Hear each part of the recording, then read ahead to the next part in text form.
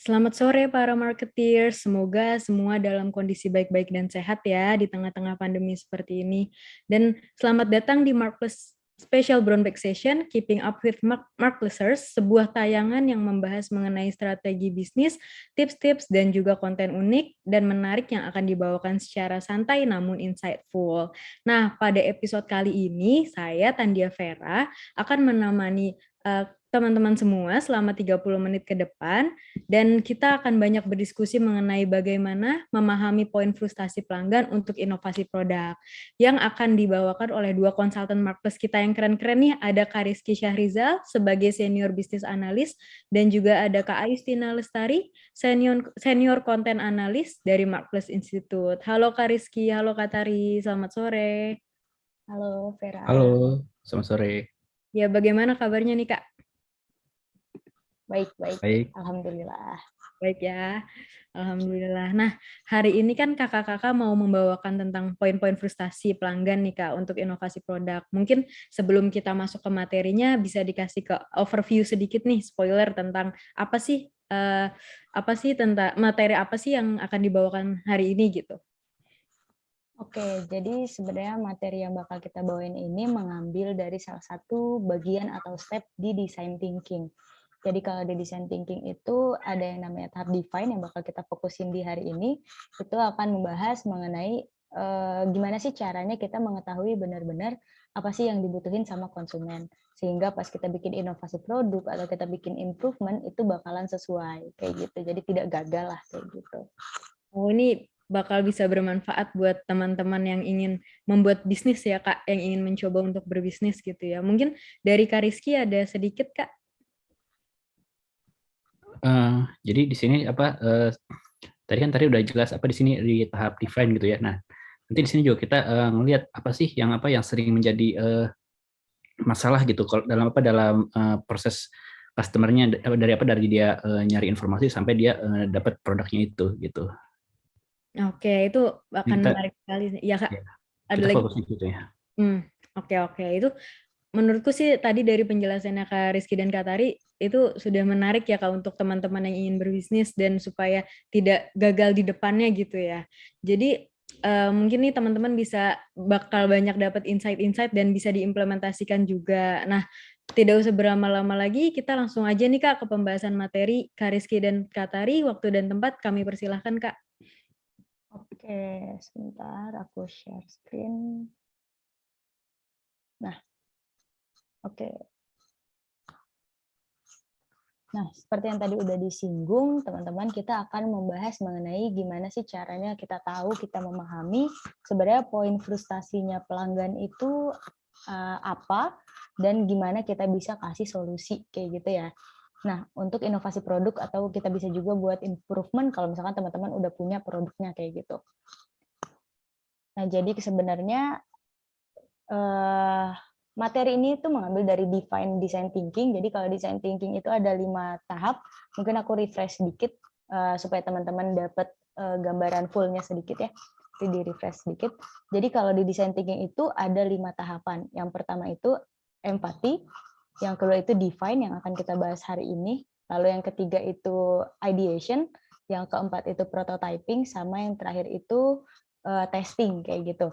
Nah, define ini itu adalah tahap yang penting nih teman-teman. Karena apa? Karena ini tuh menjadi tahap di mana kita harus benar-benar tahu permasalahannya konsumen itu apa. Sebelum kita mau kasih inovasi produk atau sebelum kita mau kasih improvement.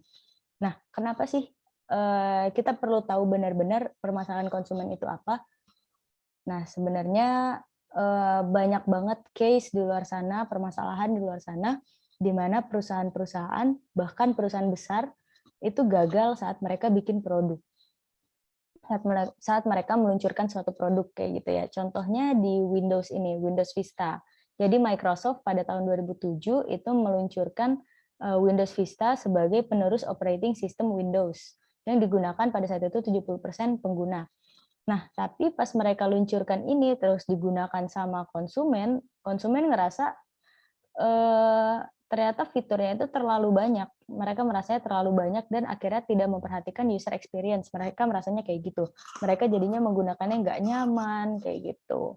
Nah, di sini berarti ada gap kan, di saat mereka meluncurkan produk ada gap di mana mereka tidak nyaman. Nah, kita harus tahu tuh permasalahan itu sebenarnya apa sih kayak gitu. Nah, nggak cuma di Microsoft ini aja gitu, ada juga kalau misalkan teman-teman ingat dulu ada Nokia Engage, itu yang ditujukan untuk gamers pada saat itu yang panjang, jadi kita bisa main kayak PSP gitu. Nah, pas mereka mau meluncurkan itu mereka mikirnya kayak ini produk itu bakal sukses nih di pasaran karena mereka udah bikin sesuatu yang unik, sesuatu yang beda gitu, yang diharapkan pada saat itu bisa booming. Nah, ternyata pas digunakan sama customer, mereka merasa nggak nyaman, dari megangnya aja itu nggak nyaman kayak gitu. Nah, akhirnya ya mereka jadinya agak sia-sia juga gitu mengeluarkan itu produk.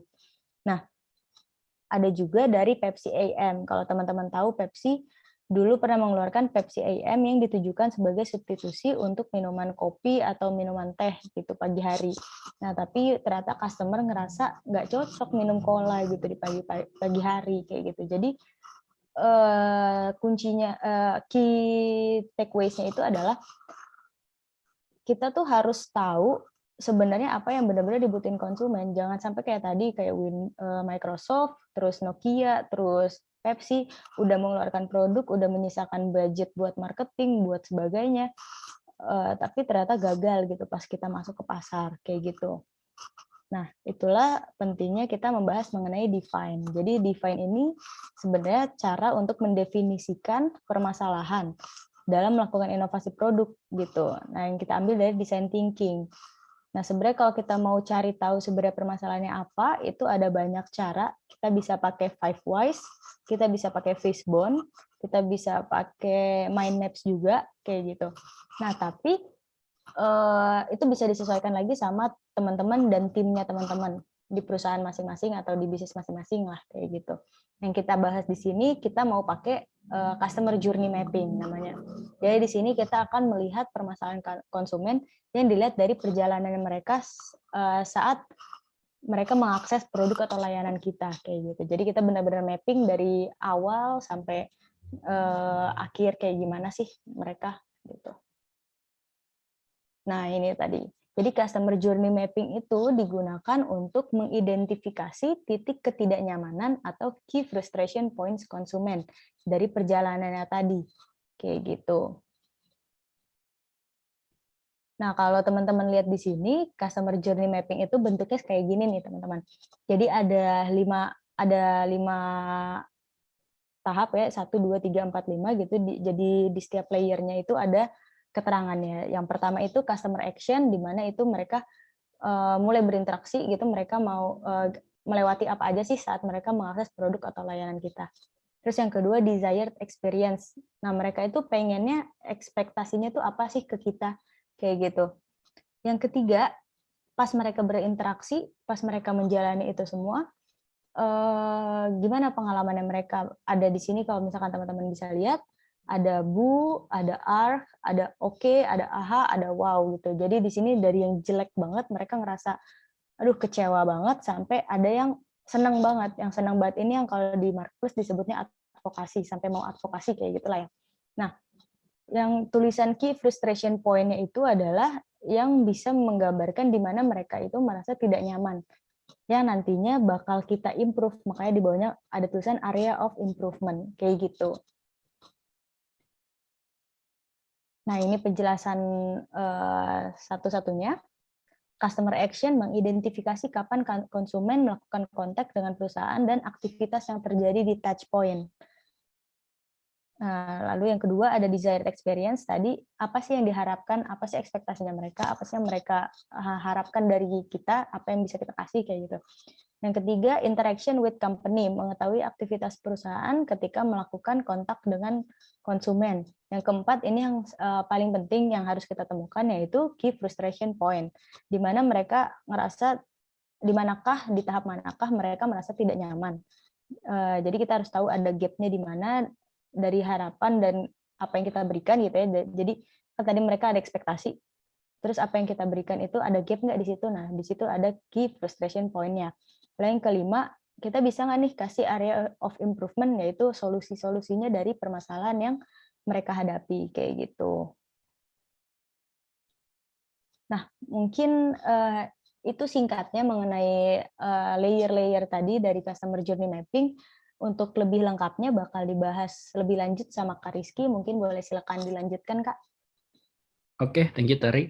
Nah, di sini aku pengen jelasin tentang layer-layernya nih. Kita mulai dari layer pertama. Layer pertama itu lebih ke customer action. Maksudnya ini lebih ke touch point si customer-nya itu sendiri gitu. Jadi dari dia ngumpulin informasi, terus gitu dia cari-cari alternatif produk, terus dia tanya-tanya ke salesperson, terus dia ngelakuin transaksi dan akhirnya dapat terima produknya. Nah, touch point ini mungkin kalian udah familiar dengan konsep 5A ya kalau di Marketplace. Nah, aware, appeal, ask, advocate gitu. Nah, tapi kalau misalkan di sini kita lebih fokus dari dia ngumpulin informasi sampai dia ke nerima produknya seperti itu, sampai ke after sales-nya juga. Nah, next.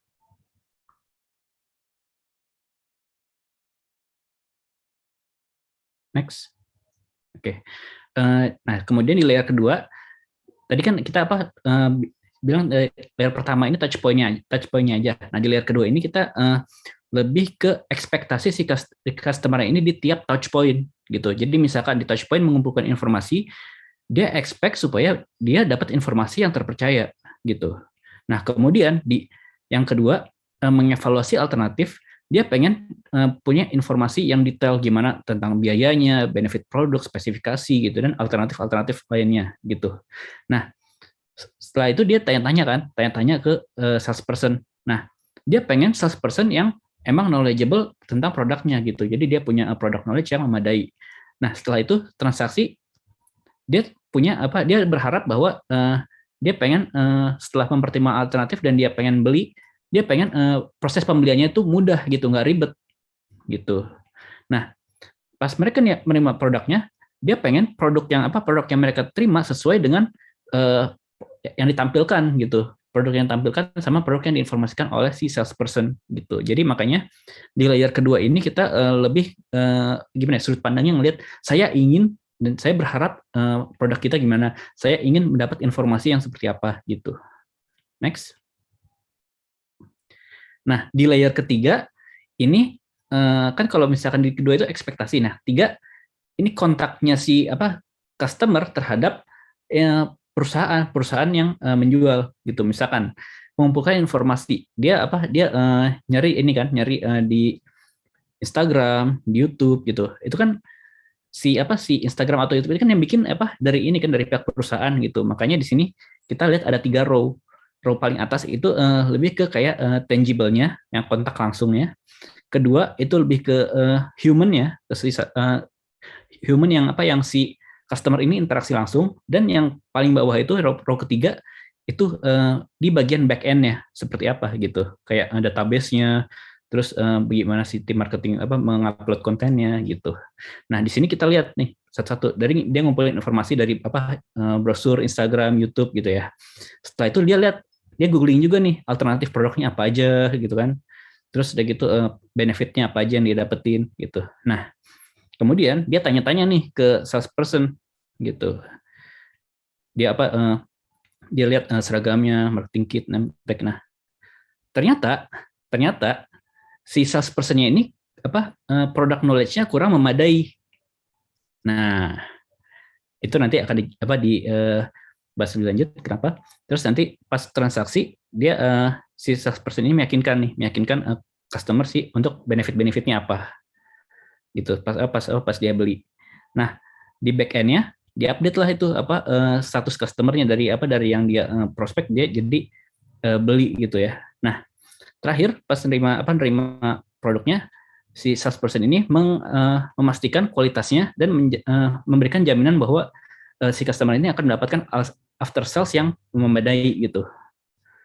Nah, tadi ini di yang tahap konsultasi dengan salesperson kan di sini ada si customer ternyata ini kan di luar ekspektasinya, karena ternyata si salesperson ini punya product knowledge yang kurang memadai. Oleh karena itu, di bagian yang ketiga ini di tahap si salesperson tidak punya product knowledge, itu yang termasuk dalam key frustration point seperti itu. Jadi kita lihat ini di mana sih tahap di mana sih apa yang customer expect sama apa yang perusahaan berikan itu tidak sesuai dengan ekspektasinya gitu. Next. Nah, nggak cuma di produk di salesperson yang nggak punya product knowledge juga gitu. Jadi titik-titik ketidaknyamanan tuh macam-macam. Misalkan dari product information, si salesperson nggak punya product knowledge yang memadai. Terus atau misalkan prosedurnya pas lagi beli ternyata belibet gitu, pembayarannya harus lewat ini gitu. Nah, atau misalkan si salesperson ini nggak ramah. Terus atau responsnya slow. Kita begitu si customer nanya-nanya, terus tapi si salesperson-nya ya responnya lambat gitu ngebalesnya. Terus branch location juga pas nyari product availability-nya di mana, cabangnya di mana gitu, susah carinya gitu. Dan ternyata pas pengen beli perlu nunggu yang lama gitu buat bisa kayak pre-order atau gimana gitu ya. Nah, jadi di sini tuh termasuk titik-titik kritis yang bisa memunculkan peluang ketidaknyamanan untuk si customer gitu. Next. Nah, di yang paling terakhir itu kita ngomong ke area of improvement. Jadi apa aja sih yang bisa diimprove gitu. Nah, di sini ada 3, ada people, process, physical evidence. Nah, people itu misalkan kita memberikan salesperson training product knowledge gitu. Jadi dan atau business etiquette gitu atau grooming supaya mereka memberikan informasi yang produk yang memadai bagi customer gitu atau memberikan customer experience yang wow gitu loh. Nah, kemudian proses itu gimana sih mempersingkat proses supaya si customer ini nggak ribet gitu supaya mendapatkan si produk yang dia mau gitu. Atau misalkan physical evidence bahwa si produknya itu emang ada dan sesuai dengan apa yang customer lihat gitu. Atau bahkan si customer ini juga bisa ngetes produknya itu gitu. Next. Nah, ini ilustrasi aja ya, misalkan dari aplikasi pengiriman barang gitu, kurir ya. Nah, si customer download aplikasi XYZ, terus dia sign up, login. Itu kan experience dia harap ya prosesnya tuh gampang dan nggak ribet gitu ya. Kalau misalkan tiap buka aplikasi itu dia harus isi detail sendiri, enggak, tapi disimpan gitu kan. Nah, interaksinya dengan apa? Itu mobile app. Nah, terus habis itu dia ini kan pilih nih menu package delivery gitu ya. Nah, pas dia pengen pilih itu dia harap dia dapat informasi tentang layanannya apa aja sih gitu. Apa misalkan dia pengen yang same day, next day ataupun yang reguler gitu ya. Nah, si mobile app ini ngasih layanan yang detail. Pas sudah pilih lokasi pas lagi dia milih lokasi tanggal gitu-gitu. Ternyata kan ini ceritanya dia malam-malam nih. Dia malam-malam dan darurat pengen ngirim barangnya. Ternyata nggak bisa nih. Nggak bisa pengiriman instan malam-malam. Nah, ya itu kan ini ya kayak ada gap gitu ya antara yang dia pengen ya ekspektasi sama si fitur mobile app-nya ini. Nah, itu makanya masuk jadi frustration point gitu. Nah, pas sudah pilih lokasi tanggal gitu ya. Ternyata ini sistem trackingnya nggak pas dia kirim langsung muncul di tracking. Dia nunggu lama dulu Jadi mereka kan kayak ada nggak ada peluang ketidaknyamanan dia dalam mengakses trackingnya itu gitu. Merasa ini pengirimannya nggak aman nih atau gimana gitu kan, karena ternyata trackingnya itu membutuhkan proses yang agak lama gitu buat kelihatan. Nah, di sini area of improvement-nya apa? Nah, di sini yang pertama itu pas di tiga touch point pertama dia integrasi menjadi omnichannel antara online dan offline gitu ya. Nah, terus di pas yang tadi yang di key frustration point-nya dia menyediakan layanan pengiriman instan yang pada kondisi darurat gitu, misalnya ngirim malam-malam gitu ya. Nah, di sini terus setelah itu kalau di pas di ininya di trackingnya selain tracking dia juga ini memberikan program loyalty program gitu, misalkan supaya mereka merasa puas dengan layanan yang diberikan.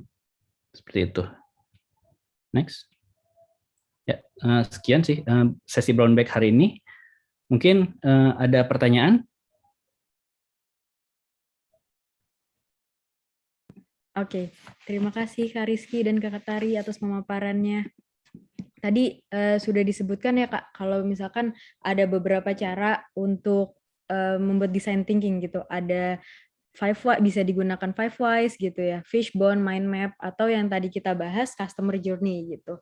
Nah, customer journey ini juga tadi sudah dibahas ada 5, ada customer action, desired experience, interaction with company, key frustration, sama area improvement. Mungkin dari aku ada sedikit pertanyaan nih Kak. Tadi kan sudah disebutkan beberapa perusahaan yang pernah mengalami kegagalan untuk memproduksi produk seperti Nokia, Engage, bahkan Windows, dan mereka kan perusahaan-perusahaan yang besar juga gitu ya. Dan sebelum mereka membuat produk, pasti sudah ada tim risetnya ya. Kemungkinan besar mereka sudah punya tim riset sendiri. Dan kenapa mereka bisa gagal? Apa ada yang step yang terlewatkah? Atau bagaimana sampai itu diproduksi dan terjadi kegagalan gitu. Dan ketika mereka sudah mengetahui kegagalan, apakah ada, ini salah satu produk aja sih Kak, apakah ada area improvement yang mereka lakukan gitu setelah mereka tahu mereka gagal gitu Kak.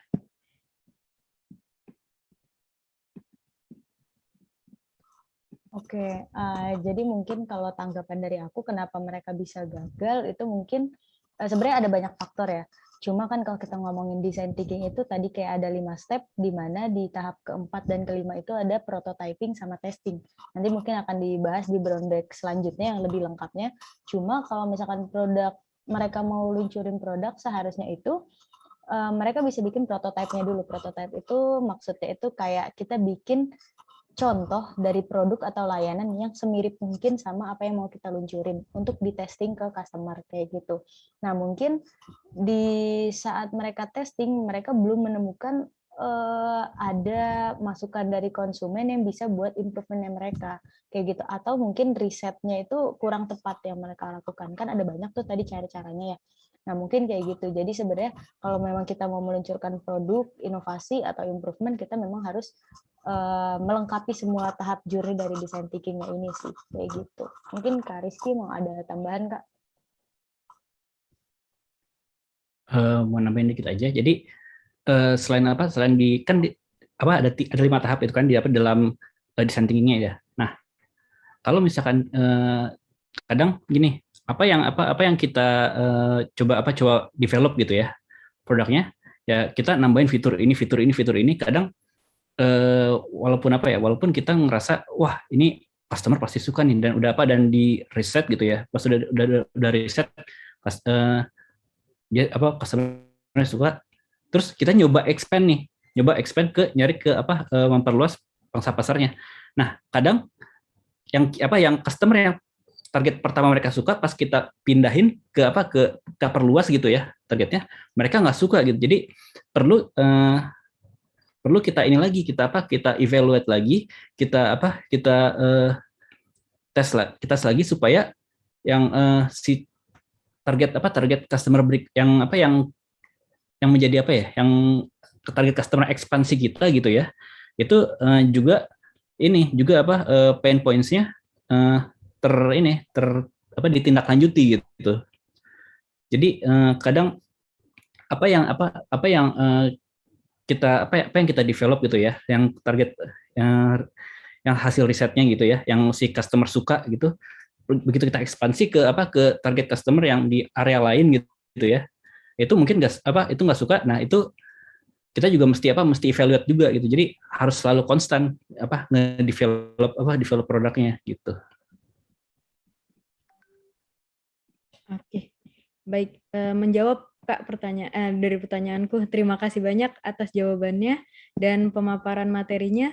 Mungkin ada yang ingin ditambahkan lagi Kak sebelum kita tutup brown bag kita kali ini? Sudah cukup ya Kak? Mungkin kalau dari aku ini tambahan, kalau teman-teman memang mau inovasi produk atau mau bikin improvement yang tadi, jangan lupa untuk melengkapi semuanya gitu ya. Jadi dari tahap empati, define, terus ideation, di mana kita nentuin ide-idenya sampai kita bikin prototype, sampai kita testing, dan itu harus dijalankan dengan benar gitu, benar dan sesuai kayak gitu. Supaya apa? Yang tadi tujuan awal kita, supaya inovasi kita berhasil gitu ya, nggak gagal. Jadi usaha kita nggak sia-sia. Mungkin itu aja sih. Jadi nanti bisa nonton ke Brown Bag selanjutnya nih, supaya lebih lengkap pengetahuannya kayak gitu. Ya, siap, Kak. Mungkin dari Kak Rizky? Kalau dari aku cukup sih. Jadi pantengin terus brown bag-nya, karena itu akan ngebahas tentang step-step berikutnya juga. Akan berlanjut ya Kak di materi selanjutnya. Oke, terima kasih banyak untuk Kak Rizky dan Kak Tari atas pemaparannya sore hari ini. Sangat insightful Kak, dan semoga bisa bermanfaat dan memotivasi para marketeers pada sore hari ini nih Kak. Nah, buat marketeers yang masih ingin belajar dan mendapatkan insight lebih, catat harinya karena special Brown Bag Session akan tayang setiap Jumat jam 4 sampai setengah 5 hanya di YouTube channel Marketeers TV, dan tentunya dengan konten yang tidak kalah menarik dan ditemani dengan para konsultan Mark Plus. Dan jangan lupa like, comment, subscribe. Sampai jumpa di minggu depan ya teman-teman.